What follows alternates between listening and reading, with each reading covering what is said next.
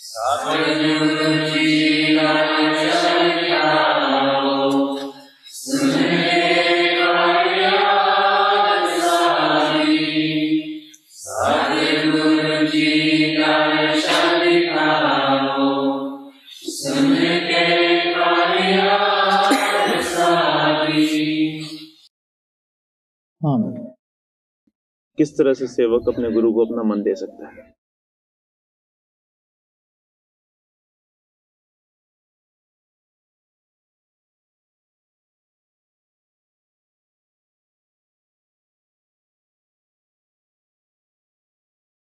मन नाल असी दुनियावी कोई भी कम ना लईए, दुनियादारी कोई भी ना सोचीए। जदों साडा सिमरन दे विच मन गुरु दे काम विच लग जांदा है, उदों मन गुरु तो वारिया जांदा है। महाराज सावन सिंह भी कहंदे हुंदे सी, औरत पति नूं तान धन सब कुछ दे दिंदी है, लेकिन मन नहीं दिंदीगी। यही हालत गुरु सिख दे बीच में आ जाती है। सेवक मन गुरु तो दी वारदा नहीं, मन ही दीवार है। असली शत्रु मन ही है। अगर असी मन की रुकावट नूं दूर कर लेने हैं, साडा संसार भी सारा मित्र बन जाता है और असी अपने सच्चे मित्र गुरु तो भी फायदा उठा सकते हैं। असी अखीं देख सकते हैं कि साडा गुरु देव साडे वास्ते की करदा है। बाइबल का क्या महत्व? रसल परकिंस ने काफी कुछ बाइबल वास्ते बोलिया है। उहदे विचों आप अपना फायदा उठा सकते हैं, क्योंकि रसल परकिंस ने काफी बाइबल का अध्ययन किया है, काफी विचारिया है। चीजें जो हमें रास्ते में मिलती हैं, जो कि मेरे काफी काम आती हैं, जैसे कि बटन या पेन या ऐसी और चीजें मुझे रास्ते चलते मिल जाती हैं। तो इस बारे में क्या आप बताएंगे कि इस तरह की चीजें जो हमें रास्ते में मिलती हैं, जो हमारे काम आती हैं, उसमें कितने को कर्म हमें उठाने पड़ते हैं?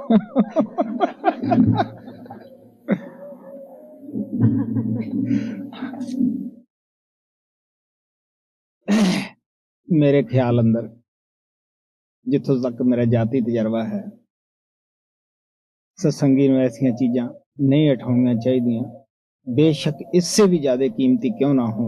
क्योंकि जिस आदमी की डिग्गी हुंदी है, उसका दिल बड़ा उदास होया हुंदा है, और जिस जिहड़ा चुकदा है उसनूं थियाउंदी है, जिसनूं वो 2 मिनट वास्ते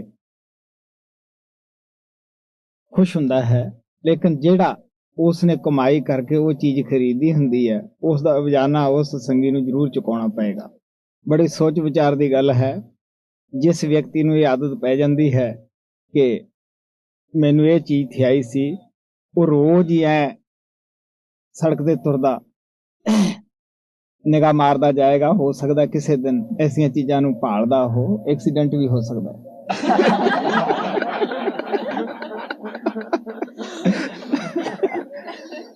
और कदे कदे मन ऐसे भी धोखे कर लेंदा है, इन्हां पिन्नां दी बजाए या घड़ियां दी बजाए होर समान दी बजाए कई दफा गंद वगैरह विच भी जाके हथ मरवा दिंदा है। क्योंकि मन नूं आदत हो जाती है, मन ते ऐसा अख दे उत्ते शीशा चढ़ जाता है, वो बुरी चीज़ भी जाके हथ मार लेंदा है।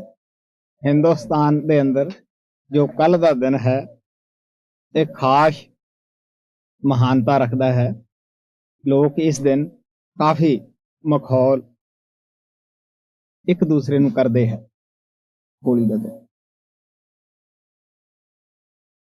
बहुत बंदे किसी खास जगह दे उत्ते बैठ जाते हैं, जिथों आम लोगों का रस्ता हुंदा है।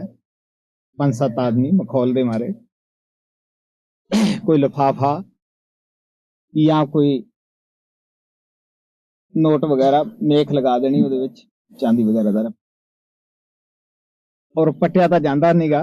जिहड़ा ऐसा आदमी है वो तुरया जांदा या लिफाफे दे विच गंद वगैरह पा के रखिया हुंदा है, वो अगे सिट दिंदे आ। बड़ा वो ठीक कीता हुंदा है पैक वगैरह। बंदा सोचदा जिहनूं आदत पई हुंदी, वो चुकदा है ते वो हसदे, अच्छा बई देख के जरा कड्डी, तू तां लुट चलिया। जो थोड़ी जी बार जाके वो कड्डदा, अंदर गंद हुंदा है, वो फेंकदा, वो सारे हसदे है। इसे तरह वो रुपए नूं ਚੁੱਕਦਾ ਹੈ। ਹੁਣ ਉਹ ਸੜਕ ਦੇ ਵਿੱਚ ਗੁੱਡੀ ਹੈ, ਵੇਖ ਉਹ ਹਿਲਦਾ ਤਾਂ ਨਹੀਂ। ਉਹ ਜਿਹੜੇ ਮਖੌਲਗੇ ਉਹ ਹੱਸਦੇ ਆ, ਉਹ ਕਹਿੰਦੇ ਕੋਸ਼ਿਸ਼ ਕਰ ਤਗੜਾ ਹੋਏਗਾ। ਸੋ ਇਸ ਤਰ੍ਹਾਂ ਵੀ ਸਵੇਰ ਦੇ ਦਿਨ ਬੜੇ ਮਖੌਲ ਲੋਕਾਂ ਨੂੰ ਹੋਣੇ ਆ। ਪੁਰਾਣੇ ਸਮਿਆਂ ਦੇ ਵਿੱਚ ਅੰਗਰੇਜ਼ ਕਹਿੰਦੇ ਹੁੰਦੇ ਸੀ ਉਹ ਮਹੀਨਾ ਕਿਹੜਾ ਹੈ ਜਦੋਂ ਹਿੰਦੁਸਤਾਨੀ ਪਾਗਲ ਹੁੰਦੇ ਆ, ਉਹ ਆਹੀ ਮਹੀਨਾ, ਕੱਲ ਦਾ ਦਿਨ ਹੈ।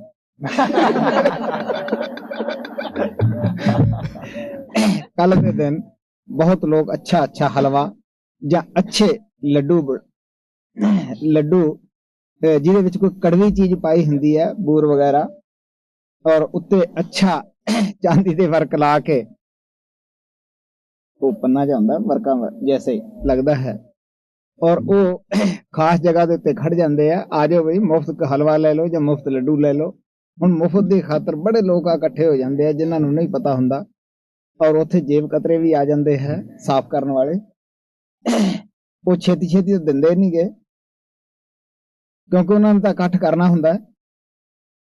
ਬਹੁਤ ਲੋਕ ਕੋਸ਼ਿਸ਼ ਕਰਦੇ ਆ, ਜਿਨ੍ਹਾਂ ਨੂੰ ਪ੍ਰਸ਼ਾਦ ਮਿਲ ਜਾਂਦਾ ਹੈ ਜਦੋਂ ਮੂੰਹ 'ਚ ਪਾਉਂਦੇ ਆ ਉਹ ਪਛਤਾਉਂਦੇ ਆ, ਮੂੰਹ ਐਸਾ ਕੜਵਾ ਹੁੰਦਾ ਸਾਰਾ ਦਿਨ ਠੀਕ ਨਹੀਂ ਹੁੰਦਾਗਾ। ਔਰ ਜਿਨ੍ਹਾਂ ਨੂੰ ਨਹੀਂ ਮਿਲਦਾਗਾ ਉਹ ਵੀ ਪਛਤਾਉਂਦੇ ਆ ਬਈ ਅਸੀਂ ਤਾਂ ਰਹਿ ਗਏ। ਔਰ ਇਸੇ ਤਰ੍ਹਾਂ ਜਿਨ੍ਹਾਂ ਵਿਚਾਰਿਆਂ ਨੇ ਜੇਬ ਦੀ ਸਫਾਈ ਕਰਾ ਲਈ ਹੁੰਦੀ ਹੈ ਉਹ ਵੀ ਵਿਚਾਰੇ ਪਛਤਾਉਂਦੇ ਆ ਵੀ ਓਹੋ ਐਵੇਂ ਅਸੀਂ ਤਾਂ ਇੱਥੇ ਰਹੇ। ਤੋ ਸੰਤ ਦੁਨੀਆ ਨੂੰ ਵੀ ਹੋਲੀ ਦਾ ਪ੍ਰਸ਼ਾਦ ਹੀ ਕਹਿੰਦੇ ਆ ਵੀ ਜਿਹਨੇ ਖਾਧਾ ਉਹ ਵੀ ਪਛਤਾਏਗਾ, ਜਿਹਨੇ ਨਹੀਂ ਖਾਧਾ ਉਹ ਵੀ ਪਛਤਾਏਗਾ। ਜਿਹਨੇ ਦੁਨੀਆ ਭੋਗੀ ਉਹ ਵੀ ਪਛਤਾਉਂਦਾ ਹੈ, ਜਿਹਨੇ ਨਹੀਂ ਭੋਗੀ ਮਨ ਉਹਦੇ ਅੰਦਰ ਵੀ ਖਿਆਲ ਪੈਦਾ ਕਰਦਾ ਹੈ ਕਿ ਦੁਨੀਆ ਬੜੀ ਅੱਛੀ ਸੀ, ਤੂੰ ਤਾਂ ਰਹਿ ਗਿਆ। ਰਾਜਾ ਭਰਥਰੀ ਰਾਜ ਛੱਡ ਕੇ ਯੋਗੀ ਹੋਇਆ, ਕਈ ਰਾਣੀਆਂ ਛੱਡੀਆਂ, ਸੁੰਦਰ ਮਕਾਨ ਛੱਡੇ, ਮਨ ਤੁਰਿਆ ਸੜਕ ਤੇ ਤੁਰੇ ਜਾਂਦੇ ਸੀ, ਕਿਸੇ ਦਾ ਥੁੱਕ ਸਿੱਟਿਆ ਪਿਆ ਸੀਗਾ, ਉਹ ਧੁੱਪ ਦੇ ਵਿੱਚ ਚਿਲਕਿਆ। ਮਨ ਨੇ ਸੋਚਿਆ ਕਿ ਲਾਲ ਪਿਆ ਹੈ, ਉਹਨੇ ਲਾਲ ਸਮਝ ਕੇ ਜਦ ਹੱਥ ਮਾਰਿਆ ਤਾਂ ਥੁੱਕ ਦੇ ਨਾਲ ਪੀਕ ਨਾਲ ਉਹ ਹੱਥ ਭਰ ਗਿਆ। ਉਸਨੇ ਆਪਦੇ ਮਨ ਨੂੰ ਤਰਕਾਰ ਮਾਰੀ और कहने लगा सुंदर मंदर नारी तजे अरसखियन के साथ रे मन धोखे लाल के भरिया पीक से हाथ। भी तैनू तरकार है इन्ना कोई छड़ के हुण सड़क दे उत्ते पीक दे विच हथ लवेड़ लिया। मैं तो यही कहूँगा कि सत्संगी नू अगर है ऐसा कोई हादसा हुंदा है, कोई चीज़ किसी दी पई मिलदी है, उहनू उत्थे ही पई रहण दिओ। शायद हो सकदा है कि ਜਿਹੜਾ ਕੋਈ ਭੁੱਲਿਆ ਹੈ, ਜਿਸ ਦੀ ਅਗਵਾਚੀ ਹੈ, ਉੱਥੇ ਆ ਕੇ ਚੁੱਕ ਲਵੇ।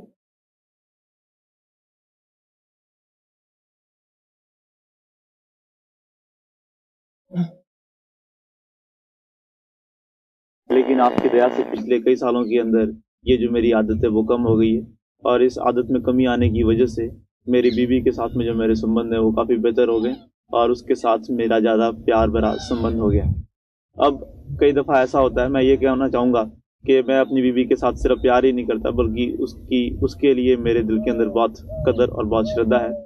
तो कई दफ़ा ऐसे माहौल के अंदर मेरे दिल के अंदर उसके लिए प्यार की भावना पैदा होती है, और ऐसे प्यार की भावना पैदा होती है जिसका कि मैं इजहार करना चाहता हूँ, मैं प्रकट करना चाहता हूँ कि मैं उससे प्यार करता हूँ, लेकिन मुझे पता नहीं लगता कि मैं किस तरह से अपना प्यार उसके प्रति प्रकट करूँ। और क्योंकि मैं इसके अंदर कामयाब नहीं होता, इसलिए कई दफ़ा ऐसा होता है कि वो प्यार का इजहार करने के अंदर बजाय प्यार की भावना रहने, वो जो प्यार की भावना है वो प्यार की भावना ना रहते हुए काम वासना की भावना बन जाती है।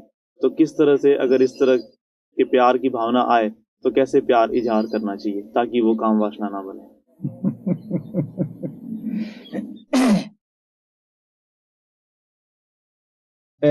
बड़ी सोच समझने की गल है।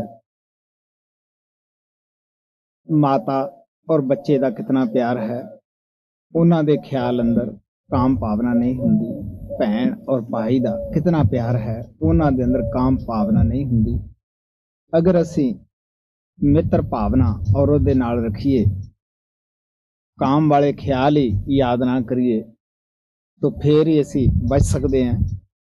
लेकिन औरत नूं याद करन दे नाल ही बंदे दे अंदर काम भावना जाग पैंदी है, और जब एक दूसरे दे नाल चुम्मा चाटी करदे आ, नेड़े हुंदे आ, फिर तो सवाल ही पैदा नहीं गा ਉਹ ਬਚਣ, ਕਿਉਂਕਿ ਅੱਗ ਦੇ ਨਜ਼ਦੀਕ ਜਦੋਂ ਅਸੀਂ ਘਿਓ ਨੂੰ ਕਰਦੇ ਹਾਂ ਉਹ ਜ਼ਰੂਰ ਗਰਮੀ ਦੇ ਨਾਲ ਪਿਘਲਦਾ ਹੈ। ਸਾਨੂੰ ਪਤਾ ਹੀ ਹੈ ਕਿ ਅਗਰ ਔਰਤ ਔਰ ਮਰਦ ਦਾ ਜੋ ਸੰਬੰਧ ਹੈ ਉਹ ਪਿਆਰ ਦਾ ਹੀ ਹੈ। ਅਸੀਂ ਕਾਮ ਵਾਸ਼ਨਾ ਨਾਲ ਇਸ ਨੂੰ ਲਵੇੜ ਲੈਂਦੇ ਹਾਂ ਔਰ ਸਾਰੀ ਜ਼ਿੰਦਗੀ ਇਸ ਬਦਬੂ ਤੋਂ ਅਸੀਂ ਫਿਰ ਖਹਿੜਾ ਨਹੀਂ ਛੁਡਾ ਸਕਦੇ। ਸਾਨੂੰ ਪਤਾ ਹੀ ਹੈ ਕਿ ਬੱਚੇ ਨੂੰ ਜੋ ਜ਼ਰੂਰਤਾਂ ਹੁੰਦੀਆਂ ਹੈ ਮਾਤਾ ਉਹਦੀਆਂ ਪੂਰੀਆਂ ਕਰਦੀ ਹੈ। ਜਦੋਂ ਆਪਣੇ ਪੈਰਾਂ ਤੇ ਖੜ ਜਾਂਦਾ ਹੈ ਉਦੋਂ ਬੇਫਿਕਰ ਹੋ ਜਾਂਦੀ ਹੈ। ਇਸੇ ਤਰ੍ਹਾਂ ਭੈਣ ਭਾਈ ਦਾ ਸੰਬੰਧ ਹੈ। ਲੇਕਿਨ ਅਗਰ ਅਸੀਂ ਔਰਤ ਦੀਆਂ ਜ਼ਰੂਰਤਾਂ ਪੂਰੀਆਂ ਕਰਦੇ ਰਹੀਏ, ਔਰਤ ਜੋ ਦੁਨਿਆਵੀ ਜ਼ਰੂਰਤਾਂ ਹੈ ਉਹ ਮਰਦ ਨੂੰ ਸਹੂਲਤਾਂ ਦਿੰਦੀ ਰਹੇ, ਇਹਦੇ ਨਾਲ ਅਸੀਂ ਕਾਮ ਵਾਸ਼ਨਾ ਤੋਂ ਬਚ ਸਕਦੇ ਹਾਂ। ਲੇਕਿਨ ਅਸੀਂ ਦੁਨਿਆਵੀ ਤੌਰ ਤੇ ਤਾਂ ਇੱਕ ਦੂਜੇ ਦੇ ਕੰਮ ਨਹੀਂ ਆਉਂਦੇਗੇ, ਇੱਕ ਦੂਸਰੇ ਦੀ ਨੁਕਤਾਚੀਨੀ ਕਰਦੇ ਹਾਂ। ਲੇਕਿਨ ਅਫਸੋਸ ਦੀ ਗੱਲ ਹੈ ਕਿ ਜਦ ਚੁੰਮਣ ਚਟਣ ਕਰਨਾ ਹੁੰਦਾ ਹੈ ਫਿਰ ਭਾਵੇਂ ਅਸੀਂ ਲੜਕੇ ਵੀ ਗੁੱਸੇ ਹੋ ਕੇ ਵੀ ਕਿਉਂ ਨਾ ਹਟੇ ਹੋਈਏ ਫਿਰ ਵੀ ਇਹ ਕੰਮ ਕਰ ਲੈਂਦੇ ਹਾਂ। ਮਨ ਕੋਲੇ ਕਾਮ ਵਾਸ਼ਨਾ ਦੇ ਵਿੱਚ ਫਸਾਉਣ ਦੇ ਬੜੇ ਹਥਿਆਰ ਹੈ, ਬੜੇ ਅਜੀਬ ਤਰੀਕੇ ਹੈ। ਇਹ ਜੀਵ ਵਿਚਾਰੇ ਨੂੰ ਪਤਾ ਵੀ ਨਹੀਂ ਲੱਗਣ ਦਿੰਦਾ ਕਿ ਜਦ ਇਸ ਨੂੰ ਪਕੜ ਲੈਂਦਾ ਹੈ ਔਰ ਇਸ ਬੁਰੀ ਆਦਤ ਦੇ ਵਿੱਚ ਫਸਾ ਦਿੰਦਾ ਹੈ। ਜਾਤੀ ਤਜਰਬਾ ਹੁੰਦਾ ਹੈ, ਦੇਖੀਦਾ ਹੈ, ਪ੍ਰੇਮੀ ਲੋਕ ਆ ਕੇ ਦੱਸਦੇ ਵੀ ਹੈ ਕਿ ਪਹਿਲਾਂ ਭੈਣ ਭਰਾ ਦੀ ਤਰ੍ਹਾਂ ਇਕੱਠੇ ਰਹਿੰਦੇ ਹੈ, ਹੌਲੀ ਹੌਲੀ ਮਨ ਉਹਨਾਂ ਤੋਂ ਭੋਗ ਵਾਸ਼ਨਾ ਕਰਾ ਲੈਂਦਾ ਹੈ। ਕਈ ਮਾਤਾ ਔਰ ਬੇਟੇ ਦੀ ਸ਼ਕਲ ਵਿੱਚ ਰਹਿੰਦੇ ਹੈ, ਲੇਕਿਨ ਅੰਦਰੋਂ ਉਹਨਾਂ ਨੂੰ ਵੀ ਕਾਮ ਦੇ ਨਾਲ ਲਵੇੜ ਦਿੰਦਾ ਹੈ। ਕਈਆਂ ਨੂੰ ਦੇਖ ਕੇ ਸ਼ਰਮ ਵੀ ਮਹਿਸੂਸ ਕਰੀਦੀ ਹੈ। ਉੱਪਰੋਂ ਉਹ ਭੈਣ ਕਹਿੰਦੇ ਆ ਜਾਂ ਮਾਤਾ ਕਹਿੰਦੇ ਹੈ ਜਾਂ ਬੇਟੀ ਕਹਿੰਦੇ ਹੈ, ਲੇਕਿਨ ਅੰਦਰੋਂ ਉਹਨਾਂ ਦਾ ਉਹ ਕਾਮ ਵਾਸ਼ਨਾ ਨਾਲ ਲਿਬੜੇ ਹੁੰਦੇ ਆ। ਕਈ ਸ਼ਾਦੀशुदा ਜੋੜੇ ਆਉਂਦੇ ਆ, ਜਦ ਸ਼ਾਦੀ ਹੋਈ ਹੁੰਦੀ ਹੈ ਉਹ ਆ ਕੇ ਕਹਿੰਦੇ ਆ ਬਾਬਾ ਜੀ ਅਸੀਂ ਬ੍ਰਹਮਚਾਰੀ ਜੀਵਨ ਬਤੀਤ ਕਰਾਂਗੇ, ਅਸੀਂ ਕਾਮ ਵਾਸ਼ਨਾ ਵਾਸਤੇ ਸ਼ਾਦੀ ਨਹੀਂ ਕਰਾਈ। ਮੈਂ ਚੁੱਪ ਕਰਕੇ ਹੱਸਦਾ ਹਾਂ ਕਿ ਦੇਖ ਇਹ ਕਿੰਨਾ ਹੰਕਾਰ ਕਰਦੇ ਹੈ, ਕੱਲ ਨੂੰ ਇਹਨਾਂ ਤੋਂ ਮਨ ਪਤਾ ਨਹੀਂ ਕੀ ਕਰਾਏਗਾ। ਲੇਕਿਨ ਥੋੜੇ ਚਿਰ ਬਾਅਦ, ਸਾਲ ਤੋਂ ਜਾਂ 6 ਮਹੀਨਿਆਂ ਤੋਂ ਜਦ ਉਹੀ ਪ੍ਰੇਮੀ ਜੋੜਾ ਮਿਲਦਾ ਹੈ, ਜਾਂ ਤਾਂ ਕੁਛੜ ਬੱਚਾ ਚੁੱਕਿਆ ਹੁੰਦਾ ਹੈ, ਕਹਿੰਦੇ ਜੀ ਇਸ ਨੂੰ ਆਸ਼ੀਰਵਾਦ ਦਿਓ, ਜਾਂ ਪੇਟ 'ਚ ਹੁੰਦਾ ਪੇਟ ਤੇ ਹੱਥ ਧਰ ਕੇ ਕਹਿੰਦੇ ਜੀ ਇੱਧਰ ਵੀ ਆਸ਼ੀਰਵਾਦ ਦਿਓ। ਜਦ ਮੈਂ ਉਹਨਾਂ ਦਾ ਵਾਅਦਾ ਉਹਨਾਂ ਦੇ ਯਾਦ ਦਿਲਾਉਣਾ ਹੈ ਵੀ ਤੁਸੀਂ ਕੀ ਵਾਅਦਾ ਕੀਤਾ ਸੀਗਾ, ਬਸ ਫਿਰ ਕੋਲੇ ਜਵਾਬ ਨਹੀਂ ਹੁੰਦਾ, ਮੁਸਕਰਾ ਕੇ ਚੁੱਪ ਹੋ ਜਾਂਦੇ ਆ। ਇੱਕ ਮੁਸਲਮਾਨ ਫਕੀਰ ਦੀ ਕਹਾਣੀ ਆਉਂਦੀ ਹੈ, ਉਹਦੇ 5 ਬੱਚੇ ਸਨ। ਉਹ ਕਹਿੰਦਾ ਮੈਂ 5 ਦਫਾ ਹੀ ਆਪਦੀ ਔਰਤ ਦੇ ਪਾਸ ਗਿਆ ਔਰ 5 ਬੱਚੇ ਹੋਏ। ਤੁਸੀਂ ਡੰਗਰਾਂ ਨਹੀਂ ਦੇਖ ਸਕਦੇ ਹੋ, ਬਹੁਤ ਡੰਗਰ ਇੱਕੇ ਦਫਾ ਹੀ ਆਪਣੇ ਸਾਥੀ ਦੇ ਨਾਲ ਗ੍ਰਿਸ਼ਤ ਕਰਦੇ ਹੈ। ਉਸ ਤੋਂ ਬਾਅਦ ਜਦ ਤੱਕ ਬੱਚਾ ਪੈਦਾ ਨਹੀਂ ਹੋ ਜਾਂਦਾਗਾ ਔਰ ਉਹ ਬੱਚਾ ਤਕੜਾ ਵੀ ਨਹੀਂ ਹੋ ਜਾਂਦਾਗਾ, ਉਹਨਾਂ ਚਿਕਰ ਉਹ ਜੋੜਾ ਜਾਨਵਰਾਂ ਦਾ ਇਕੱਠਾ ਰਹਿੰਦਾ ਹੈ। ਉਹ ਬਿਲਕੁਲ ਭੋਗ ਵਾਸ਼ਨਾ ਨਹੀਂ ਕਰਦੇ। ਆਪ ਸਭ ਪੜ੍ਹੇ ਲਿਖੇ ਹੋ, ਆਪ ਨੂੰ ਗਿਆਨ ਹੋਣਾ ਚਾਹੀਦਾ ਹੈ ਕਿ ਬੱਚਾ ਪੈਦਾ ਕਰਨ ਵਾਸਤੇ ਔਰਤ ਮਰਦ ਦਾ ਜ਼ਿੰਦਗੀ 'ਚ ਇੱਕ ਪੈਦਾ ਕਰਨਾ ਹੈ ਤਾਂ ਇੱਕ ਵਾਰੀ ਸੰਯੋਗ ਹੋਇਆ ਕਾਫੀ ਹੈ, ਬੱਚਾ पैदा हो जाएगा। बाकी का भोग वासना है। प्यारे महाराज जी, जब मैं भजन पे बैठती हूँ तब मेरे दुनिया के कामकाज के कई ख्याल मेरे दिमाग के अंदर आते हैं और इसके साथ साथ और भी कई ख्याल मेरे दिमाग के अंदर आते हैं और मुझे परेशान करते हैं। मैं मन की जबान से सिमरन करने में कामयाब नहीं हूँ। क्या कोई ऐसा तरीका है जिससे कि मैं गले से ऊपर उठ के मन की जबान से सिमरन कर सकूं? ਖਿਆਲ ਉਸੇ ਵਕਤ ਹੀ ਜ਼ਿਆਦਾ ਆਉਂਦੇ ਆ ਜਦ ਅਸੀਂ ਗਲੇ ਵਿੱਚ ਸਿਮਰਨ ਕਰਦੇ ਹਾਂ। ਸਾਨੂੰ ਇਸ ਤਰ੍ਹਾਂ ਸਿਮਰਨ ਕਰਨਾ ਚਾਹੀਦਾ ਹੈ ਜਿਸ ਤਰ੍ਹਾਂ ਸਾਡੇ ਅੰਦਰ ਆਮ ਤੌਰ ਦੇ ਉੱਤੇ ਖਿਆਲ ਚੱਲਦੇ ਆ। ਅਸੀਂ ਦੁਨਿਆਵੀ ਕੰਮ ਕਰਦੇ ਰਹਿੰਦੇ ਆ, ਖਿਆਲ ਆਪਣੇ ਆਪ ਹੀ ਚੱਲਦੇ ਰਹਿੰਦੇ ਆ। ਉਸੇ ਤਰ੍ਹਾਂ ਹੀ ਸਾਨੂੰ ਜਿਵੇਂ ਖਿਆਲ ਚੱਲਦੇ ਆ ਉਸ ਤਰੀਕੇ ਤੋਂ ਮਦਦ ਲੈਣੀ ਚਾਹੀਦੀ ਹੈ। ਉਹ ਮਨ ਦੀ ਜ਼ਬਾਨ ਹੀ ਉਹ ਖਿਆਲ ਪੈਦਾ ਕਰਦੀ ਹੈ ਔਰ ਉਸ ਦੀ ਜਗ੍ਹਾ ਸਿਮਰਨ ਨੂੰ ਦਿਓ। ਸਤਸੰਗੀ ਨੂੰ ਸਿਮਰਨ ਦੇ ਵਕਤ ਪੂਰੀ ਤਵੱਜੋ ਦੇਣੀ ਚਾਹੀਦੀ ਹੈ। ਥੋੜੇ ਬਹੁਤੇ ਦਿਨ ਤੁਹਾਨੂੰ ਮੁਸ਼ੱਕਤ ਕਰਨੀ ਪਏਗੀ ਔਰ ਕੁਝ ਦਿਨਾਂ ਬਾਅਦ ਤੁਹਾਡਾ ਸਿਮਰਨ ਜਿਹੜਾ ਹੈ ਉਹ ਆਟੋਮੈਟਿਕਲੀ ਚੱਲ ਪਏਗਾ। ਜਿਸ ਤਰ੍ਹਾਂ ਦੁਨੀਆ ਦੇ ਖਿਆਲ ਚੱਲਦੇ ਆ, ਫਿਰ ਯਾਦ ਕਰੋ ਜਾਂ ਨਾ ਕਰੋ, ਤੁਹਾਡਾ ਸਿਮਰਨ ਚੱਲਦਾ ਹੀ ਰਹੇਗਾ। ਬਹੁਤ ਸਤਸੰਗੀਆਂ ਨੂੰ ਸਿਮਰਨ ਦੇ ਮੁਤਲਕ ਘੱਟ ਹੀ ਖਿਆਲ ਹੁੰਦਾ ਹੈ ਕਿ ਸਿਮਰਨ ਦੇ ਕੀ ਫਾਇਦੇ ਹੈ ਔਰ ਸਿਮਰਨ ਕਿਉਂ ਕਰਨਾ ਹੈ ਔਰ ਸਿਮਰਨ ਦੇ ਅੰਦਰ ਕੀ ਸ਼ਕਤੀ ਹੈ। ਜਦ ਸਾਨੂੰ ਇਹ ਗਿਆਨ ਹੋ ਜਾਂਦਾ ਹੈ ਕਿ ਸਿਮਰਨ ਦੇ ਅੰਦਰ ਇਹ ਸ਼ਕਤੀ ਹੈ, ਇਹ ਫਾਇਦਾ ਹੈ, ਸਿਮਰਨ ਦੇ ਜ਼ਰੀਏ ਹੀ ਅਸੀਂ ਆਪਣੀ ਆਤਮਾ ਨੂੰ ਇਕਾਗਰ ਕਰ ਸਕਦੇ ਹਾਂ, ਤੀਸਰੇ ਤਿਲ ਤੇ ਲਿਆ ਸਕਦੇ ਹਾਂ, ਫਿਰ ਸਤਸੰਗੀ ਇਧਰ ਪੂਰੀ ਤਵੱਜੋ ਦੇ ਕੇ ਸਿਮਰਨ ਕਰਦਾ और कामयाब हो जाता है।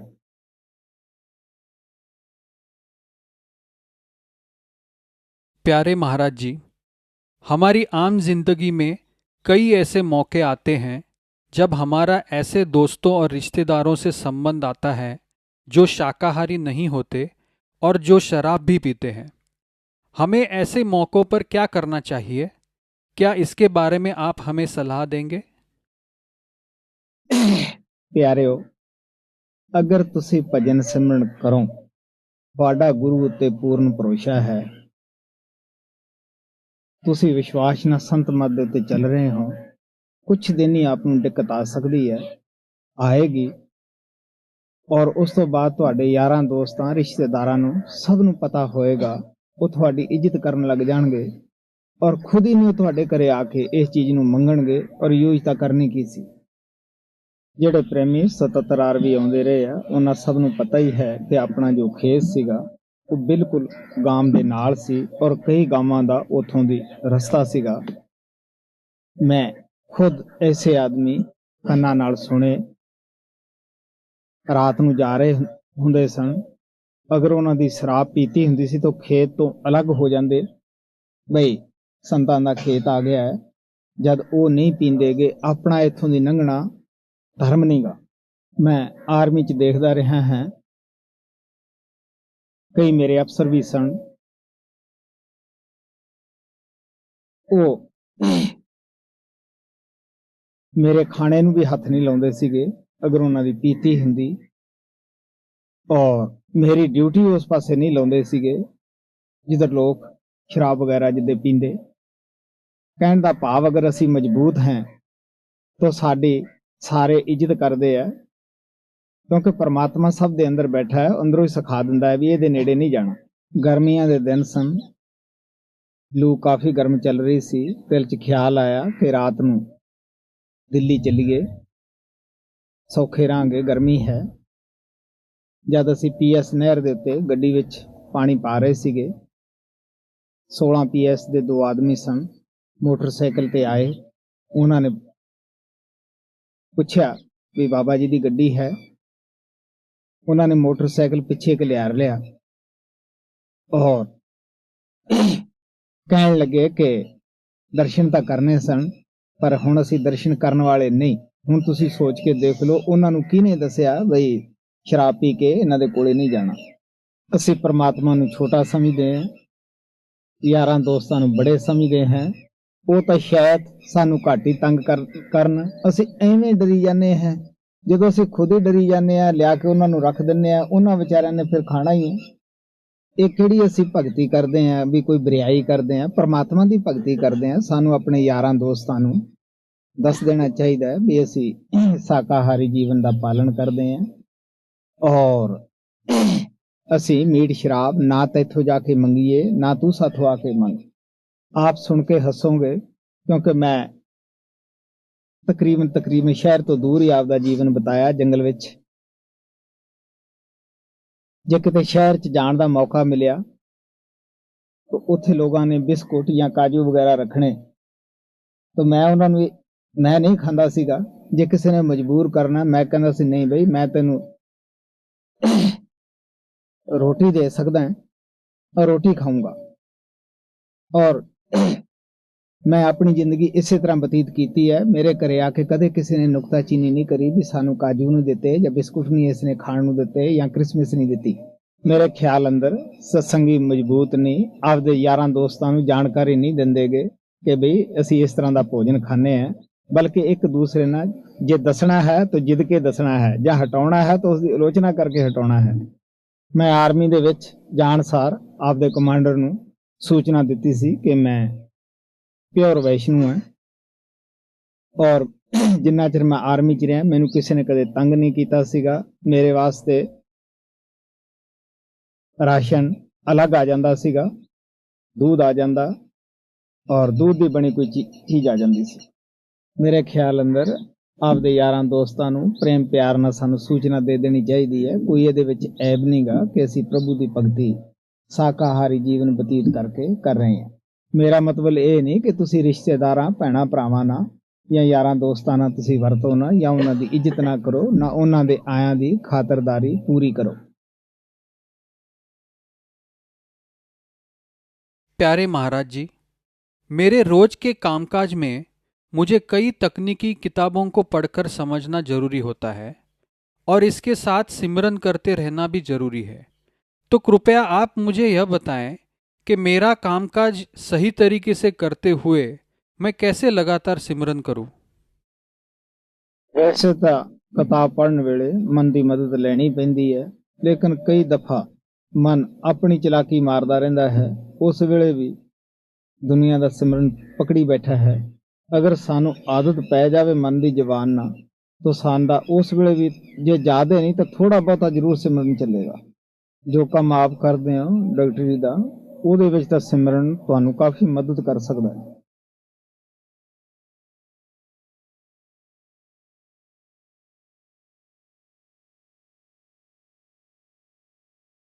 प्यारे महाराज जी, कई बार सिमरन करना बहुत आसान होता है, लेकिन कई बार सिमरन का एक शब्द भी जपना बहुत मुश्किल होता है। तो ऐसा क्यों होता है? कई दफा ਅਸੀਂ परेशान ने मन अशांत ਹੁੰਦਾ है। जिदे मन अशांत ਹੁੰਦਾ है उस दिन सिमरन ਦੇ ਅੰਦਰ ਸੁਭਾਵਿਕ ਹੀ ਦਿੱਕਤ ਆਉਂਦੀ है। जिस दिन मन शांत होवे और परेशान ना होवे उस दिन ਸੁਭਾਵਿਕ ही सिमरन ਦੇ ਅੰਦਰ ਇਹ ਲੱਗ ਜਾਂਦਾ है आसानी ਨਾਲ।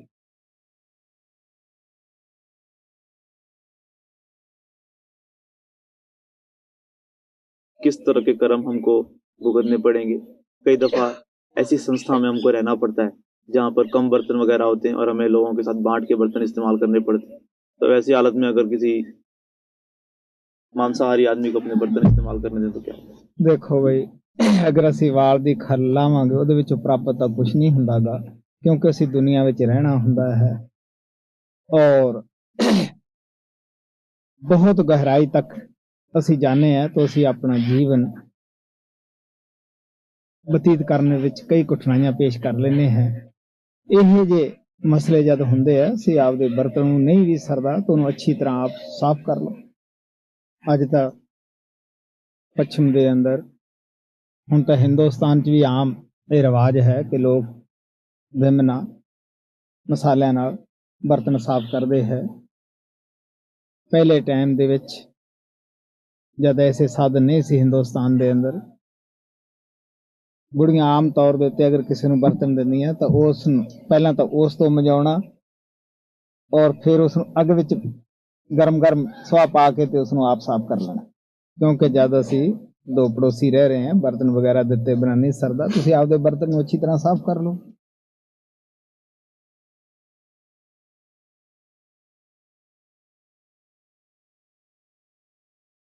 प्यारे महाराज जी, क्या आप हमें बता सकते हैं कि उस व्यक्ति का क्या होता है जिसने आपसे नामदान लेकर फिर किसी दूसरे सद्गुरु से नामदान लिया हो? उसकी आत्मा का क्या होता है? क्या आप उस व्यक्ति के आत्मा के लिए फिर भी जिम्मेदार हो? सतगुरु नाम देण वेले कदे भी गलती नहीं करदागा। जिसनों नाम दिंदा है ਉਸ ਨੂੰ ਜ਼ਰੂਰ ਸੱਚਖੰਡ ਪਹੁੰਚਾਉਂਦਾ ਹੈ, ਕਿਉਂਕਿ ਗੁਰੂ ਨੇ ਤਾਂ ਨਹੀਂ ਉਸ ਨੂੰ ਛੱਡਿਆ, ਉਹ ਹੀ ਛੱਡ ਗਿਆ। ਵਕਤ ਦੱਸਦਾ ਹੈ ਉਹ ਆਪਣੀ ਜ਼ਿੰਦਗੀ 'ਚ ਹੀ ਵਾਪਸ ਆ ਜਾਂਦੇ ਹੈ। ਇੰਤਜ਼ਾਰ ਦੀ ਜ਼ਰੂਰਤ ਹੁੰਦੀ ਹੈ। ਸਤਿਗੁਰੂ ਬੜਾ ਸਬਰ ਵਾਲਾ ਪੁਰਸ਼ ਹੁੰਦਾ ਹੈ, ਉਹ ਦਿਆਲੂ ਹੁੰਦਾ ਹੈ। ਮੈਂ ਮਹਾਰਾਜ ਕਿਰਪਾਲ ਦੇ ਵਕਤ ਐਸੇ ਕਈ ਵਾਕੇ ਦੇਖੇ ਹੈ ਕਿ ਜਿਨ੍ਹਾਂ ਨੇ ਐਸਾ ਕੀਤਾ, ਹੋਰੀ ਥਾਈਂ ਜਾ ਕੇ ਨਾਮ ਲਿਆ, ਲੇਕਿਨ जब कोई ऐसी समस्या बनी और या अंदरों कुछ प्राप्त ना होया तो उन्होंने फिर महाराज कृपाल को आके माफी मंगी और फिर उसे रस्ते ਦੇ ਉੱਤੇ ਚੱਲੇ ਕਿਉਂਕਿ ਬਹੁਤ ਸਾਰੇ ਸੇਵਕ ਜਿਹੜੇ ਹੁੰਦੇ ਆ ਉਹਨਾਂ ਨੂੰ ਮਨ ਬਹਿਕਾ ਦਿੰਦਾ ਹੈ ਸਚਾਈ ਦੀ ਖੋਜ ਦੁਨੀਆ ਨੂੰ ਘੱਟ ਹੀ ਹੁੰਦੀ ਹੈ ਆਮ ਤੌਰ ਦੇ ਉੱਤੇ ਅਸੀਂ ਉਸ ਜਗ੍ਹਾ ਜਾ ਕੇ ਖੁਸ਼ ਹੁੰਨੇ ਆ ਜਿੱਥੇ ਜ਼ਿਆਦਾ ਇੰਤਜ਼ਾਮ ਹੁੰਦੇ ਆ ਜ਼ਿਆਦਾ ਇਕੱਠ ਹੁੰਦਾ ਹੈ और कई भोले भाले सत्संगी फस जाते हैं लेकिन जब सच्चाई का उन्होंने ज्ञान हो जाता है वक्त पा के वो फिर उसी जगह उसी ठिकाने के उत्ते आ जाते हैं जिथे पहला गए होंगे। हाँ भाई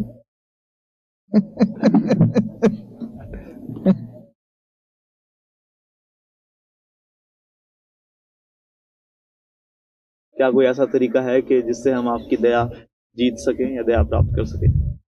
भजन सिमरनी बेटी तरीका है दया ਨੂੰ ਪ੍ਰਾਪਤ ਕਰਨ ਦਾ ਕਿਉਂਕਿ ਸਤਿਗੁਰੂ ਤਾਂ ਹਮੇਸ਼ਾ ਹੀ ਦਿਆਲੂ ਹੁੰਦਾ ਹੈ ਉਹ ਆਪਦੇ ਬੱਚਿਆਂ ਨੂੰ ਕੁਛ ਨਾ ਕੁਛ ਦੇ ਕੇ ਖੁਸ਼ ਹੁੰਦਾ ਹੈ।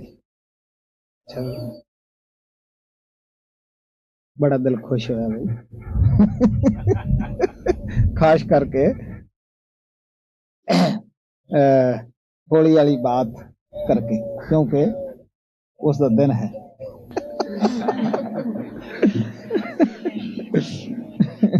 ਕਿਉਂਕਿ ਬਾਬਾ ਬਿਸ਼ਨ ਦਾਸ ਆਮ ਤੌਰ ਦੇ ਉੱਤੇ ਮੈਨੂੰ ਇਹ ਮਿਸਾਲ ਦੇ ਕੇ ਸਮਝਾਉਂਦੇ ਹੁੰਦੇ ਸੀਗੇ ਕਿ ਦੁਨੀਆ ਦੇ ਵਿੱਚ ਇਹ ਜਿਹੜੀ ਦੁਨੀਆ ਇਹ ਵੀ ਇੱਕ ਹੋਲੀ ਦਾ ਪ੍ਰਸ਼ਾਦ ਹੀ ਹੈ।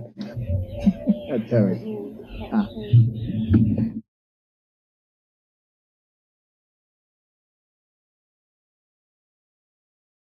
पक जाओ सिख सच्चे गुरु दे प्यार विच दे डावो दर्शन कृपा जिया जय जोड़ दे मान सदा andare litar vic didao darshan kirpal jiya jemte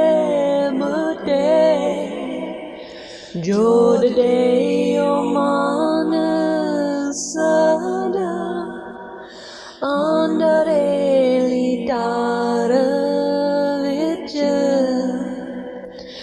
पक जाओ सिख सच्चे गुरु दे प्यार विच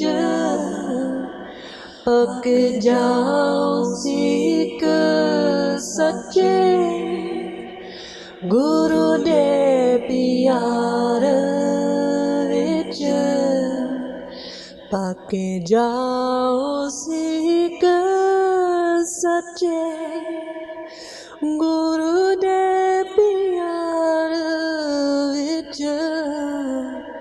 पक जाओ सिख सच्चे गुरु दे प्यार